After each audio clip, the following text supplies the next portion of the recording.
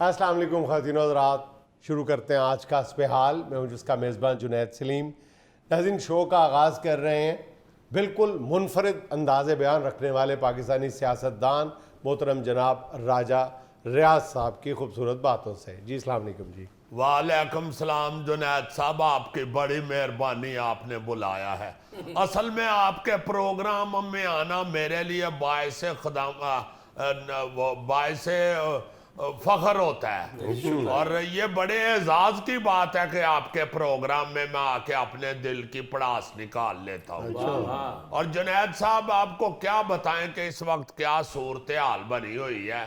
इन लोगों को तो सिर्फ जलसे जुलूसों की और लॉन्ग मार्च की पड़ी हुई है, जबकि गरीब आदमी पिस गया है। और जुनैद साहब इस तरह पिसा है जैसे छोटा डड्डू गाड़ी की टायर के नीचे आके पिस जाता है। आप हंस रहे हैं, मैंने इतनी दुखी मिसाल दी है। ये हंसने वाली बात नहीं है, ये तो बड़ी ही फिक्र वाली बात है। आप देखें गरीब की हालत क्या कर दी है इन्होंने। रोज दूसरे दिन ये जलसे जुलूस और लॉन्ग मार्च निकाल लेते हैं। ऊपर से ड्रोन के ऊपर से फिल्में बना बना के दिखाते हैं कि देखें हमारा लॉन्ग मार्च कितना लंबा है। हालांकि उसमें वो लोग भी शामिल होते हैं जो अपनी फूफी और मामू के घर जा रहे होते हैं। जाहिर है आगे लॉन्ग मार्च होता है तो वो भी उसमें ही रल जाते हैं।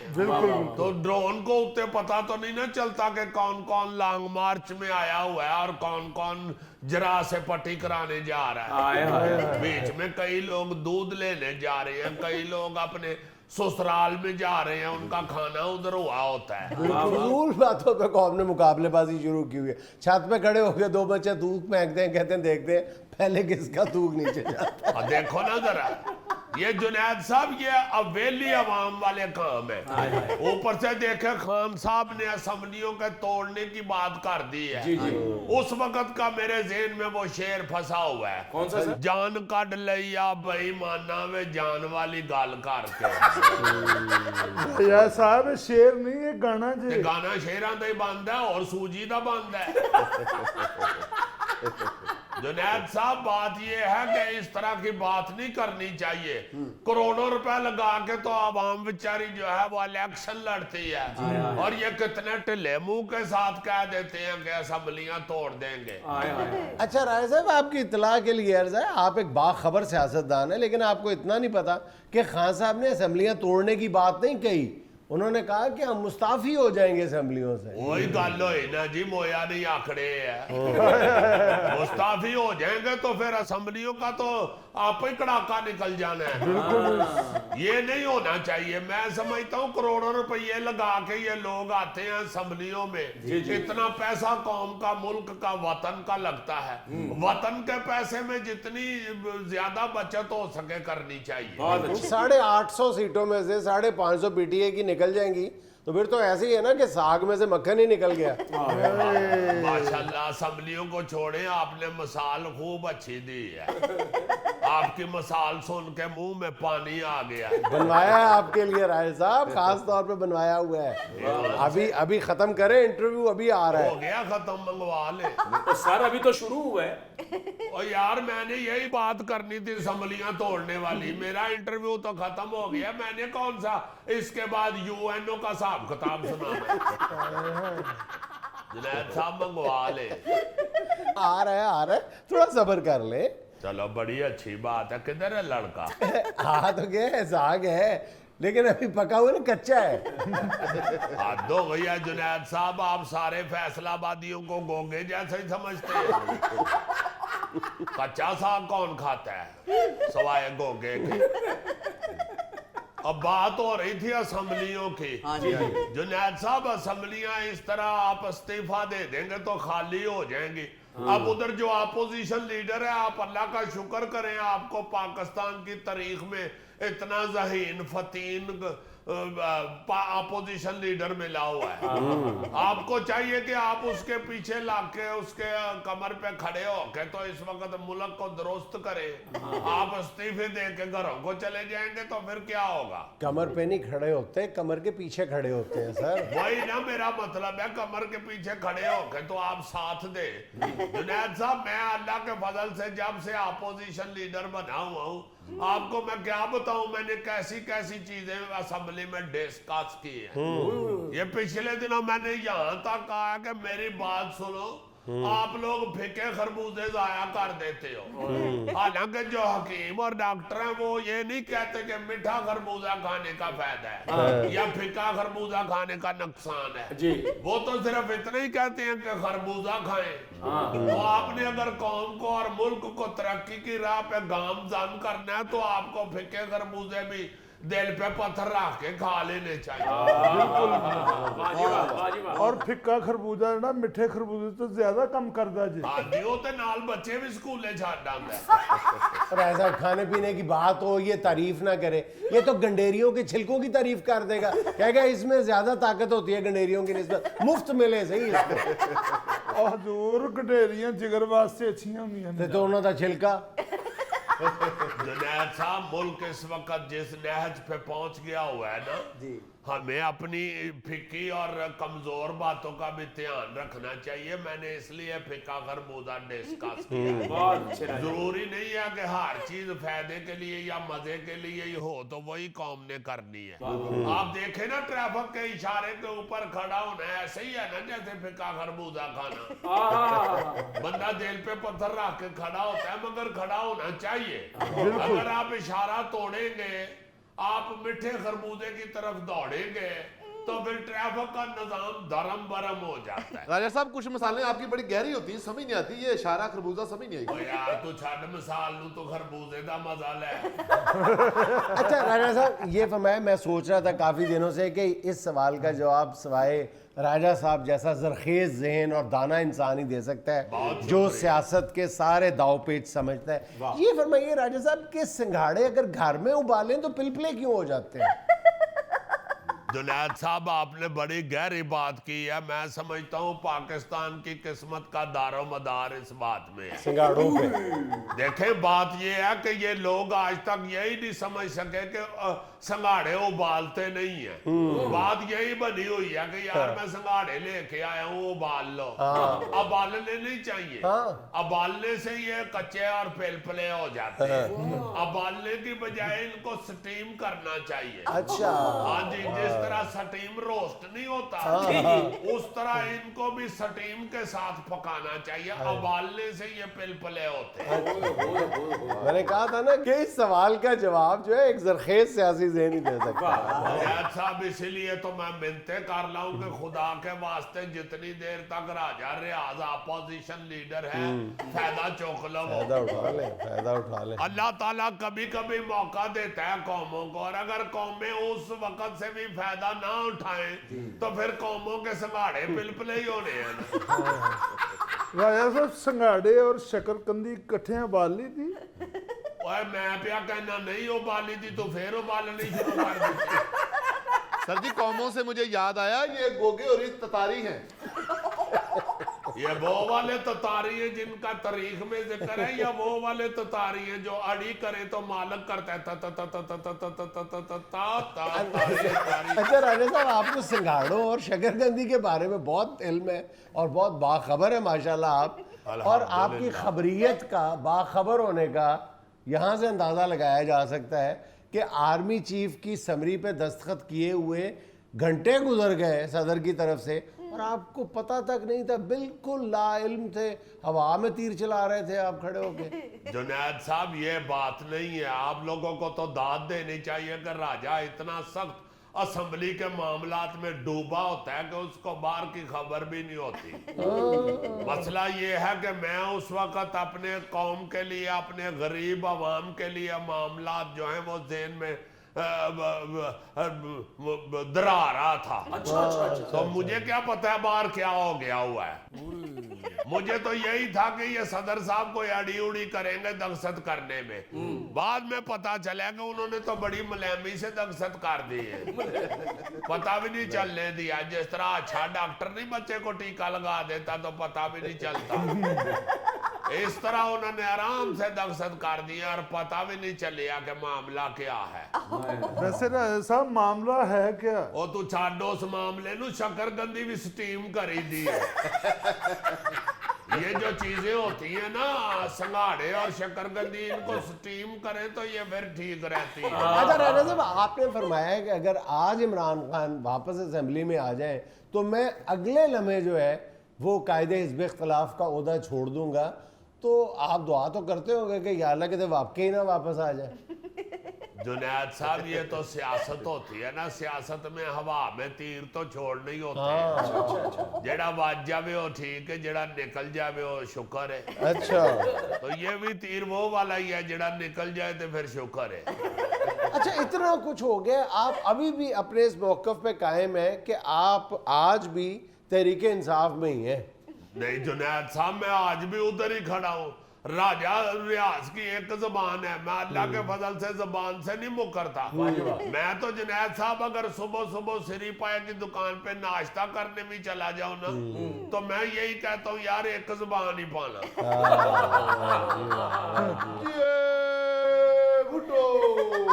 तो पीटीआई में हूँ मैं।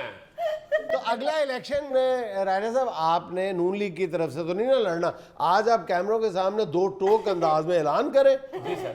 जुनैद साहब सियासत जो होती है ना उसमें कोई भी हर्फ आखिर नहीं होता, इसलिए वक्त का इंतजार करना चाहिए। वक्त पता नहीं क्या कहे, जब इलेक्शन का वक्त आएगा तो उस वक्त बिस्मिल्लाह जो भी वक्त कहेगा वो कर लेंगे। वैसे मैं हूँ पीटीआई में। तो फिर आप कह दें कि मुझे नून लीग की टिकट नहीं चाहिए। ओ यार तू छाड़े ना गल्ला नू, उबालनी नहीं शकरकंदी और आराम नाल बाहर काट के ना ते ठंडी करके छिलनी है। अगर गरम छिली है तो खिलर जाती है। राणा साहब आप समझा किसको रहे छीलने का? वो छीलने की जहमत नहीं गवारा करता, वो आपकी तरह सीधा देगची में से कुकर में से निकालता है, गड़प। हद हो गई है यार, फिर मेरा है मैं तो टाइम जाया कर रहे हैं। नाज़रीन यहाँ में लेना एक छोटा सा वक्फा, हमारे साथ रहिएगा। हमने इंतहाई बुसीदा पुरानी तकियानुसी जो कपड़े और रज़ाइयाँ हैं वही सिर्फ गरीबों के हवाले करने हैं। हम थोड़ी सी हिम्मत करें, जहाँ अपने लिए 4 रज़ाइयाँ ख़रीदते हैं तो एक उसमें से अल्लाह ताला का जो वादा है उसको याद करके एक रज़ाई किसी मुस्तहिक के लिए भी ले लें यार।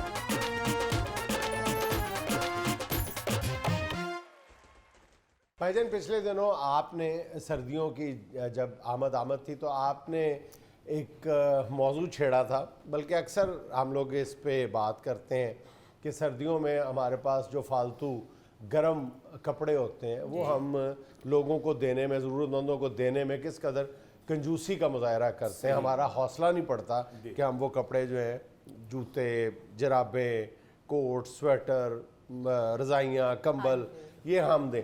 वैसे गुस्ताखी माफ बल्कि कथा कलामी माफ पा जुनैद, ये कंजूसी से ज्यादा मेरा ख्याल है आल कसबी होती है। हाँ, कि ये इस पे टाइम लगता है ना कि आप अपने वो वाले कपड़े निकालें जो आपने कभी इस्तेमाल नहीं किए या आपने नहीं इस्तेमाल करने, वो जरा अलहदा करके ये 1 दिन का काम है या 2 दिन का काम है, आप वो निकाल के घर की खातूने खाना को कहें कि भाई ये किसी को दे दो, या आपके जहन में कोई है तो उसको दे दो। अब बंदा ये सोचता रहता मैं कल कर लूंगा यार, कल कर लूंगा। वो और इतनी देर में सर्दियाँ ख़त्म हो जाती हैं और पता चलता है कि वतन अजीज़ में 1000 से ज़्यादा अफराद जो है वो सर्दी से ठिठर कर मर गए। 1000 लोग हर साल प्यारे पाकिस्तान में सर्दी से मर जाते हैं, 1000 लोग। अच्छा, मेरे ज़हन में ये बात इसलिए आई कि आजकल सोशल मीडिया पे चंद बच्चों की जो तस्वीरें हैं वो वायरल हो रही हैं बहुत ज़्यादा, कि वो बेचारे गत्ते के डब्बों में अंदर घुस के सोए हुए हैं। जो मनाजर हमें कभी कभी जो है वो हिंदुस्तान में नज़र आते थे या इंग्लिस्तान की सड़कों पे नज़र आए थे, जो बेघर जो एशियंस हैं वो उस तरह सोते हैं। और कई बच्चे जो है वो सलेंसर गाड़ी का ना उसके बाद लेकिन आपको यहाँ पे हर जगह पे नज़र आते हैं कि रात के वक्त जो है वो मजदूर भी, उनमें नशई भी होते हैं खैर, लेकिन बहरहाल हैं तो इंसान ना यार। और वो ये जो बैनर्स है ना ये उतार के अपने ऊपर उन्होंने लिए होते हैं। अब बैनर से तो सर्दी नहीं रुकती ना। आज मेरे ज़हन में ये बात आ रही थी कि इसका हम सिस्टम क्यों नहीं बनाते। आप पूछेंगे सिस्टम क्या? देखें, हमारे मुल्क में सैकड़ों की तादाद में तंजीमें ऐसी मौजूद हैं, NGOs मौजूद है जो खाना फराहम करती हैं, जो हॉस्पिटल्स में खाना जाके देते हैं, जो सब्सिडी पे खाना देते हैं, अच्छा जो मुफ्त इलाज करवाते हैं गरीबों का, नादारों का, और मुख्तलिफ किस्म के रफाही काम करते हैं। जब वो इदारा बना लेते हैं ना लोग, तो उनके पास उससे जो मुंसलिका जो सहूलतें हैं ना, वो फिर डेवलप करते हैं। मसलन जो NGOs जो हैं वो बचा हुआ खाना जमा करते हैं ना, उसको वो काबिल इस्तेमाल या प्रेजेंटेबल अंदाज में आगे पेश करने के लिए उनके पास सहूलतें मौजूद होती हैं। ठीक है, मैं कहीं एक रिपोर्ट देख रहा था, तुर्की में विंटर रिलीफ बैंक, तुर्की में उसकी सैकड़ों की तादाद में पूरे तुर्की में ब्रांचें हैं। सिर्फ इस्तांबुल में अजीजी भाईजान 17 ब्रांचें हैं उस बैंक की, विंटर रिलीफ बैंक। अब वो करता क्या है कि जिनके पास भी फालतू रजाइयाँ, स्वेटर, कोट, जर्सियाँ, जराब में जो कुछ भी है ना, वो उस बैंक में जमा करवा देते। आप फ़र्ज़ करें कि वो कई नाकाबिले इस्तेमाल है, फटी हुई हैं, ठीक है, रुई निकली हुई है, मुख्तलिफ है। एक तो वो सबसे पहले ये करते हैं कि वो जो बैंक है उसके पास ये सहूलतें मौजूद हैं, तो वो उनको काबिल इस्तेमाल बनाते हैं, उसको जो मरम्मत केमिकली हो सकती है। उससे भी पहले मरहले में वो ये करते हैं कि उसको केमिकली ट्रीट करते हैं। तो उसमें से जरासीम वगैरह जो है, कोई बीमारी के जरासीम है, बदबू है, ये वो उसको ख़त्म करते हैं। ठीक है, ट्रीटमेंट उसकी की जाती है। उसके बाद फिर उनको रिपेयर किया जाता है, रफू किया जाता है, इसलिए कि उनके पास सामान, वो सहूलतें मौजूद होती हैं। ठीक है, और हम ये काम जो है, ये मुख्तलिफ तंजीमें अगर ये काम शुरू कर लें और उसको प्रॉपर तरीके से लोगों तक ये पैगाम पहुँचाया जाए कि आप हमें ये दे दें और हम फिर उसको ठीक करके, तो फिर उन स्पॉट्स पे जाके जहाँ पे मकान बन रहे होते हैं जाके देखें। जब कोई मकान बन रहा होता है ना, एक वैसे ही वो गीला प्लस्तर होता है, वहाँ पे परले दर्जे की ठंड होती है, परले दर्जे की, ठीक है? और वहाँ पे जो मजदूर सोए होते हैं बेचारे, ना उनके नीचे गद्दा होता है ना ऊपर रजाई होती है, तो बड़ी शदीद सर्दी के आलम में होते हैं। यहाँ पे ये रिक्वेस्ट भी करनी चाहिए कि वो बंदा जो 2, 2.5, 3 करोड़ रुपया लगा के घर बनवा रहा है, उसको चाहिए कि बीच में से 20,000 रुपया लगा के सारे मजदूरों के लिए वो चीज़ें फराहम, उसकी जिम्मेदारी है, उसकी वो राया है, उस राया के बारे में उससे सवाल होंगे। जितनी देर वो आपके यहाँ काम कर रहे हैं मजदूर जो हैं, वो आप उनके बाप हैं एक तरह से, आपसे उनके बारे में सवाल होगा।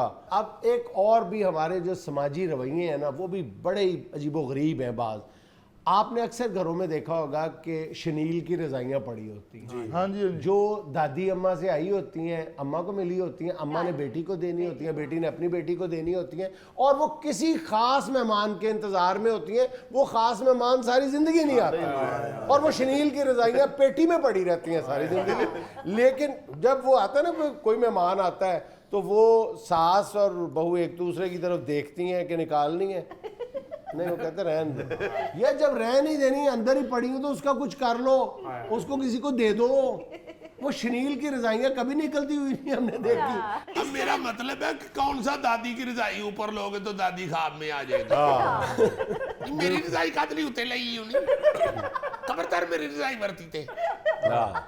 और पुप्पो सुलेखा आउंडे ये परसों चौथ मेरे हल ते ओनू दे के भेज दे मेरी रजाई।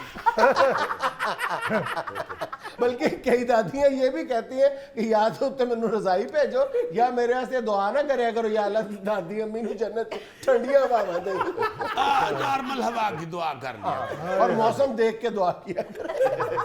अच्छा, एक और बात बड़ी अहम है यहाँ पे, बहुत अहम बात ये है यहाँ पे जी कि आप ये एक तो होता है ना, बुजुर्गों की चीज़ें आपने संभाल के रखी हुई हैं और वो किसी काम में नहीं आ रही हैं और आपने वो मोहब्बत में रखी हुई हैं।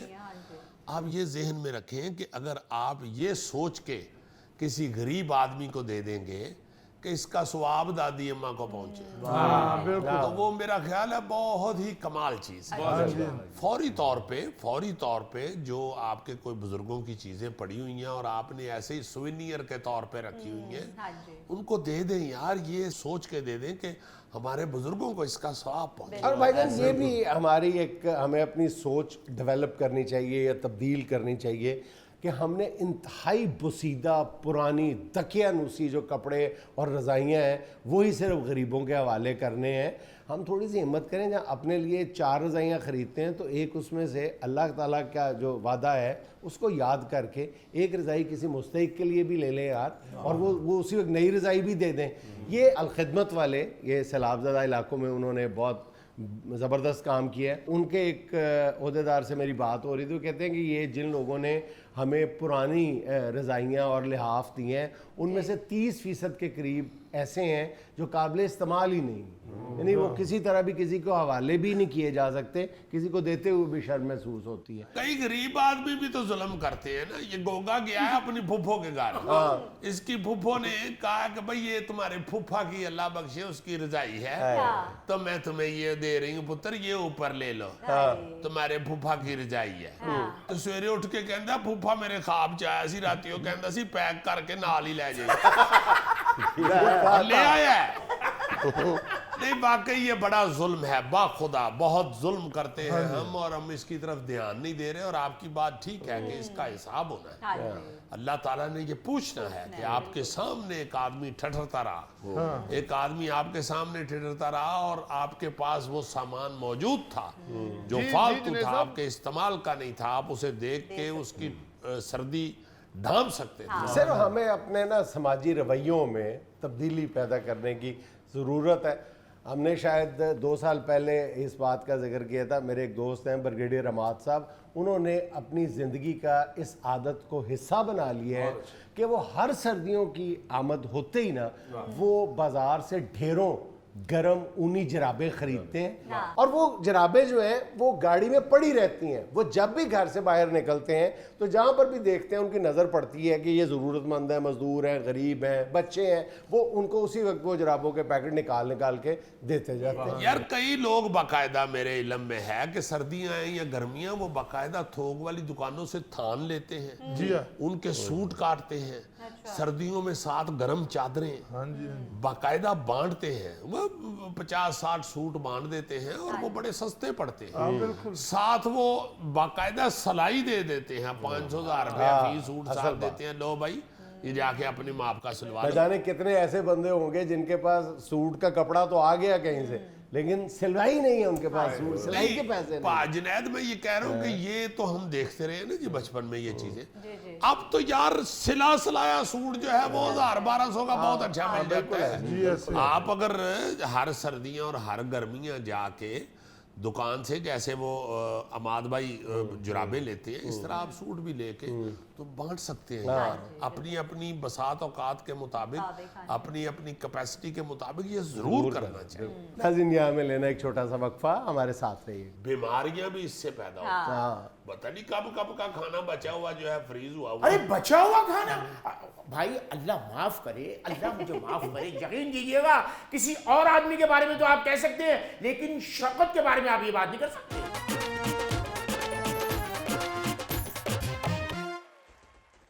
नाज़रीन, आज हस्बे हाल के सलामती कटहरे में खड़ा है ऐसा कुक या बावर्ची जो मुख्तलिफ तकारीब, शादी ब्याह के मौके पे घरों में जाके खाना पकाता है। अरे भाई छोटी मोटी तकरीब नहीं, बड़े बड़ी शान शौकत वाली तकरीब, जहां 10-10 हजार आदमियों का मजमा होता है, वहां शौकत, शान शौकत के साथ खाना बनाता है। बहुत अच्छे। नहीं, ये तो आप ठीक फरमा रहे हैं कि आप बड़ी बड़ी तकरीबात में भी बनाते होंगे खाना। मेहरबानी। हम तो खाने में जो जो 2 नंबरियां होती हैं उसमें बात करने के लिए आपसे बात करना चाहते हैं। अल्लाह माफ करे, अल्लाह माफ करे, जब खाना पका रहे तो उसमें 2 नंबरी कैसे? अभी बताते हैं आपको। सबसे पहली 2 नंबरी यही होती है कि आप किसी तकरीब में खाना देते हैं और वहां से खाना अगर बच जाए या कुछ भी हो, अगर खाना आपके पास रह जाए तो आप उसको बाकायदा फ्रीज कर लेते हैं और वो बचा कुचा खाना जो है वो किसी और छोटी मोटी तकरीब में आप सर्व कर देते हैं और पैसे अपने बाकायदा उनसे माठ लेते हैं। बिल्कुल। और वो जो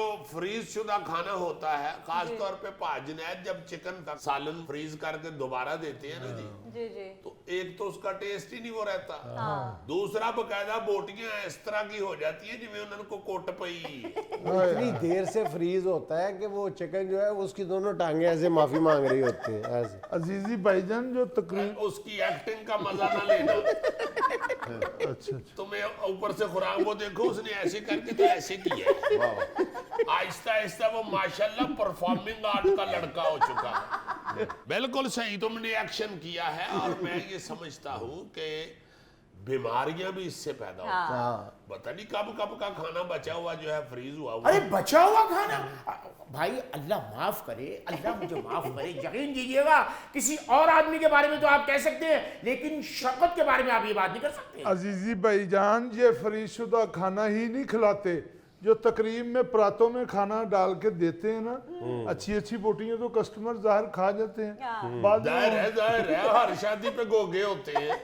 खोखे के सामने अगर पुलाव वाली परात एक सेकंड के लिए भी गुजरे ना, उसके बाद परात का वही हाल हो जाता है जो मैच के बाद स्टेडियम का हो जाता है, तमाशा ही गायब सारे। बाऊजी, जो मैं बताना चाह रहा हूँ ये बड़े गौर की बात है। बताएं बताएं, मैं वो जो परातों में खाना बच जाता है, हड्डियां रह जाती हैं, उसकी भी देग बना के अगली तकरीब में वो भी सर्व कर देते हैं।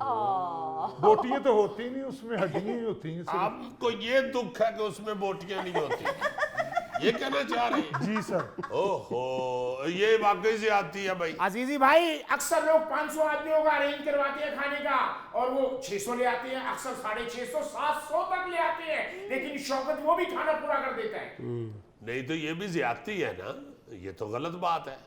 उस वक्त तो चलो इज्जत बचेगी, मगर करते तो 2 नंबर ही से ही पूरा हो ना। वही तो बेचारा वो कह रहा है कि बाद में ऐसा सालन भी आ रहा होता है जिसमें बोटी नहीं होती, तो ये बेचारा तो शादी के ऊपर कोई रिश्तेदारी, दोस्ती या मल्लेदारी की वजह से तो जाता ही नहीं, ये तो जाता ही बोटी की वजह से। इसका कैलेंडर भी ऐसा ही है, मंगल को चाचे की बोटी और फिर 27 तारीख को ताए के बड़े बेटे की बोटी। अच्छा, ये चूंकि जहां पे भी गिनती करती है ना जी, अक्सर प्लेटों की गिनती करती है जी, इतनी प्लेट लगी है बड़ी जी। अब लोग जो है वो किसी वक्त प्लेट बड़ी के अंदर ही कचूमर सलाद डाल लिया या किसी में कोई चटनी डाल ली बड़ी प्लेट में। इन्होंने प्लेटों की वजह से ही सारा गिनती का भी बेड़ा गर्क किया होता है। ये जो कह रहे हैं ना 500 के 600 आ जाए, 600 के 700 आ जाए, ये खुद भी अगर 500 की बजाय 450 आए हैं तो ये 550 कर लेते। कभी आज तक आपने घर में खाना पकाया? ब्याह शादियों से ही अपने घर का पहले खाना निकाल लेते हैं। बिल्कुल तुम्हारी तरह, जैसे तुम दरबार सलाम करने जाते हो तो दुआ से पहले ही खाना देग में से निकाल लेते हो। और इसको तो कई दफा बाबे ने आवाज दे दी है, और पुत्र जेड़ा काम करना है और कर से चल।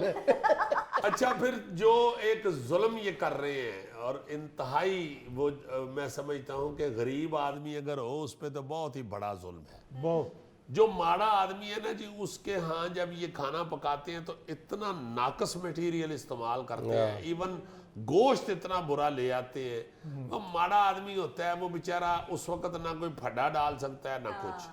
वो मेहमान आए हुए हैं, वो खुद शोर मचा के तो नहीं ये मशहूरी कर सकता कि जी अच्छा नहीं पका हुआ।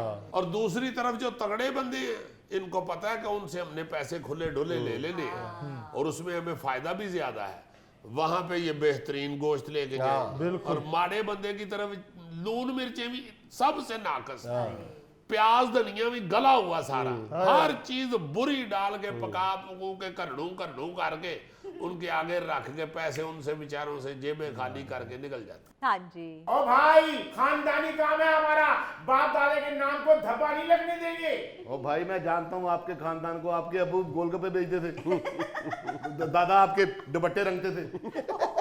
आप कौन खानदानी बना रहे हैं खाने? खानदान का इसके जो सबसे मोतबर आदमी है, इसका मामू, वो जेबें काटता है।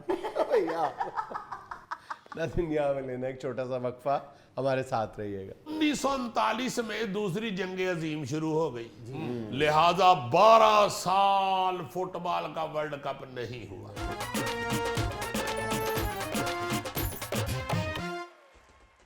फीफा फीफा करा देती तू जालिमा। क्या अच्छा ईमान से फीफा कप कराया कतर वालों ने। इतना मुझे मजा आ रहा है आजकल कि अल्लाह ताला इनको बड़ी जजा दे कतर की हुकूमत को कि इन्होंने सारी दुनिया में मुसलमानों की बाकायदा इज्जत रखी। इज्जत बढ़ी, बढ़ाई है बड़ी इज्जत। और आज मैं सोच रहा था चूंकि शोरो गोगा है पूरी दुनिया में फीफा के हवाले से, और हमारे मुल्क के अंदर भी लोग बड़ी दिलचस्पी से फीफा वर्ल्ड कप देख रहे हैं। तो मैंने सोचा कि चंद फीफा की दिलचस्प बातें जो मेरे सामने आई मैं अपने व्यूअर्स से भी शेयर करूं। जी। तो ये जो फीफा वर्ल्ड कप है ना जी, ये पहला वर्ल्ड कप 1930 में यूरोगोए मुल्क में हुआ था। जी हाँ, जी हाँ। उस वक्त दावतनामे तो सारे मुल्क मेंबर हैं उनको मौसूल हुए थे, मगर चूंकि 1930 और इतना सफरी निज़ाम अच्छा नहीं था, ज़्यादातर लोग जो हैं वो बहरी जहाज़ों पे सफ़र करते थे, इसलिए सिर्फ 13 मुमालिक ने इस फीफा वर्ल्ड कप में, जो पहला फीफा वर्ल्ड कप था, उसमें हिस्सा लिया था। ये टोटल 18 दिन का वर्ल्ड कप था। अच्छा, इसमें क्वालिफाई राउंड भी नहीं था हुआ, सीधे सीधे एक दूसरे के साथ मैच हुए थे और पहले राउंड में 9 टीमें बाहर हो गई। 4 टीमों के दरमियान सेमीफाइनल हुआ। पहला जो सेमीफाइनल था वो अमेरिका और अर्जेंटाइन के दरमियान हुआ, दूसरा यूगोस्लाविया यूरोगोए के दरमियान हुआ है जी। और ये सेमीफाइनल में यूरोगोए जीत के फाइनल में आ गई और साथ आ गई अर्जेंटाइन। तो यूरोगोए जो थी ना जी, उसने पहला वर्ल्ड कप जीता था। अच्छा, दूसरी दिलचस्प बात जो आपको बताना चाह रहा हूं, 1939 में दूसरी जंग अजीम शुरू हो गई, लिहाजा 12 साल फुटबॉल का वर्ल्ड कप नहीं हुआ। 12वें साल यानी 1950 में दोबारा वर्ल्ड कप शुरू हुआ। ये कप ब्राजील में हुआ था। अच्छा। इस दफा भी यूरोगोए ने ही जीता था ये दूसरा वर्ल्ड कप। वैसे कप जीतने वाले मुल्कों का जायजा लिया जाए तो उसमें ब्राजील 5 दफा ये वर्ल्ड कप जीत चुका है, फिर 4 दफा जर्मनी और 4 दफा इटली जीता है। फ्रांस, अर्जेंटाइन और यूरोगोए 2-2 दफा जीते हैं, और इंग्लैंड, स्पेन 1-1 दफा ये वर्ल्ड कप जीते हैं। अच्छा, जो अगली दिलचस्प बात मैं बताने लगा हूं उस पे आप सबको हंसी आएगी। ये जो वर्ल्ड कप है ना, फीफा वर्ल्ड कप जो होता है, जो मिलना होता है, ये 2 दफा चोरी हुआ है। 1930 से 1970 तक फुटबॉल वर्ल्ड कप की जो ट्रॉफी थी ना, उसका नाम एक यूनानी देवी के नाम पे रखा गया था। अच्छा जी। उस ट्रॉफी का नाम था विक्ट्री। उस पे यूनानी देवी बनी हुई थी और जिसने सर पे कप उठाया हुआ था। अच्छा, ये ट्रॉफी थी कांसी की बनी हुई और गोल्ड प्लेटेड थी, यानी इस पे सोने का पानी चढ़ा हुआ था। ये एक दफा तो 1966 में चोरी हुई थी। अच्छा, उस वक्त तो खैर एजेंसियों ने और पुलिस ने ये ट्रॉफी ढूंढ निकाली थी। 1970 में दोबारा चोरी हुई थी, फिर नहीं मिली, चूंकि उन्होंने, मेरे हाल चोरों ने ना जी उसके स्पेयर पार्ट खोल के बेच दिए। यार, हंसी वाली बात नहीं है, इसीलिए नहीं मिली। अगले दिन चोरी हो गई ट्रॉफी, तो उनवासा पे है। 1974 में फीफा वर्ल्ड कप ट्रॉफी दोबारा डिजाइन की गई। इस ट्रॉफी को आप गौर से देखें तो इस डिजाइन में 2 बंदों ने अपने हाथों में पूरी दुनिया का नक्शा उठाया। ये ट्रॉफी 6 किलो सोना लगा के बनी हुई है, असली सोना 6 किलो, और इसकी कीमत आज के डॉलर के रेट के हिसाब से पाकिस्तानी 4 अरब 44 करोड़ रुपये है। और 1974 में इंतजामिया ने चोरी के डर से ना जी जर्मनी जीता था, तो उसको असली ट्रॉफी सिर्फ दिखाई थी। अच्छा। जी जी जी, मैदान में उनको नकली ट्रॉफी दी गई थी, और असली ट्रॉफी है ना जी, वो फीफा वर्ल्ड कप के म्यूजियम में पड़ी हुई है, और उसके म्यूजियम के ऊपर गोगे जितना बड़ा ताला लगाया हुआ। अच्छा, वो वाहिद ताला है जो गोगे जितना है, मगर उस ताले को भूख नहीं लगती। वरना आपको पता है छोटे छोटे ताले भी जो है वो कहते हैं पहले मैंने सरों का तेल पियाओ मैं फिर खुलांगा, मगर इस बड़े ताले को कोई भूख शोख नहीं लगती। अच्छा, ये वाला जो ट्रॉफी का डिजाइन है ना जी, ये 2038 तक चलेगा। अच्छा, फिर 2042 में फीफा वर्ल्ड कप की ट्रॉफी नई बनाई जाएगी, नई डिजाइन की जाएगी। अजीजी, ये जुल्फी खेल सकता है फुटबॉल? हाँ जी, टेप बॉल से खेल सकता है, क्योंकि बड़ा फुटबॉल इसको ज्यादा पड़ेगा। ये ना हो गए फुटबॉल नु किक मारे ते दी अपनी उल्टबाजी लग जाए, पर फुटबॉल उथे ही प्यार रहे। हाँ, छोटा जो गेंद होता है रबड़ का, टेप बॉल जिसे कहते हैं, उसको रख के उसके साथ ये फुटबॉल खेल सकता है। और अगर ये कहे तो मैं जुनैद के ससुराल जाके तरला मेहनत करके तो ओडा को फुटबॉल तुम्हें बनवा देता। ये ओडे को फुटबॉल के नीचे भी आगे जख्मी हो सकता है, इसके लिए मेरा ख्याल है जो टेबल टेनिस वाला पिंग पोंग नहीं होता वो काफी है। भी ठीक है, उसके साथ खेल लिया करो। अब कोई जरूरी नहीं है यार बड़े फुटबॉल ना रिस्क ले आ जाए, की जरूरत है? नहीं जी, तुसी हुण बड़े बैठे हो, आप ही लै दो जेड़ा खिडौना बच्चे ਨੂੰ ਲੈ ਕੇ ਦੇਣਾ। वैसे तुम खेले छोड़ो, बच्चे पालो।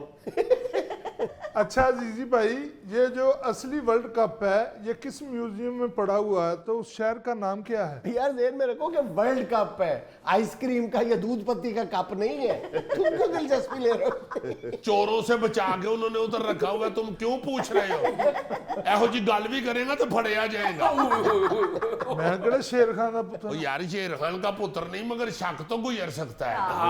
तुम क्यों पूछ रहे हो? तुम्हें जब पहले बताया कि उन्होंने चोरों से बचाने के लिए उधर रख दिया हुआ है। और सोना देखो उस पे कितना लगा हुआ है, 4 किलो। रकम देखो उस पे कितनी खर्च हुई है। क्यों वो बताएं कि शहर में पड़ा हुआ है? इन्होंने दसना। और वैसे भी वो सिर्फ कप है, उसके साथ पिर्च नहीं है। नाज़रीन, ये था आज का अस्पताल और आज की छोटी सी बात ये कि अगर आई की जगह वही लग जाए तो इलनेस भी वेलनेस बन जाती है। नाज़रीन, खुश रहें, खुश रखें। आपसे मुलाकात होगी इंशाल्लाह कल। अल्लाह हाफ़िज़।